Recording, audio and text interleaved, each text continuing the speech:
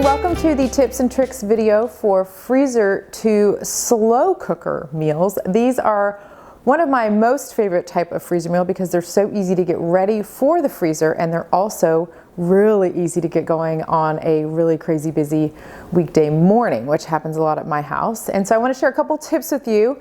And the first is how to get them into your slow cooker. I typically do this by putting them into a bowl of warm water. Usually in the sink, sometimes right next to the sink. If I'm going to leave it out on the counter longer than 15 or 20 minutes, I put it in the fridge. Not usually the case on a busy morning. I usually just put it in the water for a couple minutes, long enough to get it thawed and separated from the bag, and then all the ingredients go mostly frozen into the slow cooker. And then you're going to want to cook it on low for at least 8 hours if you're cooking it from partially frozen. Now, there are some, you might thaw it completely or leave it in your fridge overnight to thaw it. It'll be a little bit more thawed out, but you're still going to, if you're cooking it from partially frozen, you're still going to want to cook it for at least 8 hours on low. Some of our recipes will ask you to stir something in at the end of the cooking cycle. And typically that means with about 30 minutes left at the end of the cooking cycle, you'll stir something in to then complete the meal.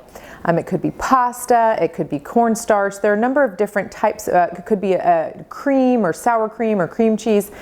You want to stir that in with about 30 minutes left in the cooking cycle. The cornstarch needs about that amount of time to thicken the sauce if it's something that needs to be thickened. The cream could be added really just before you're going to serve it. And my recommendation for that would be to set some sort of a timer or reminder for 30 minutes before the end of the cooking cycle. So when you start it in the morning, put a reminder, use your reminder app on your phone. If you have an Alexa, you can say, "Hey Alexa, remind me at 5:30 that I need to, stir in the pasta."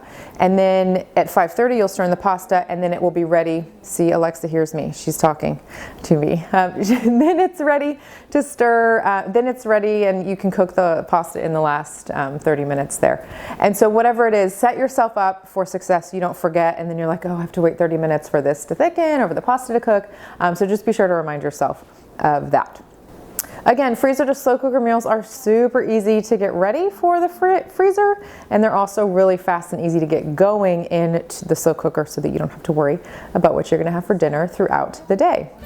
We have some other tips and tricks for different types of recipes and cooking methods here, so check out those videos on this page so you can learn a little bit more about how to reheat and cook the different types of recipes that we have here in My Freeze Easy.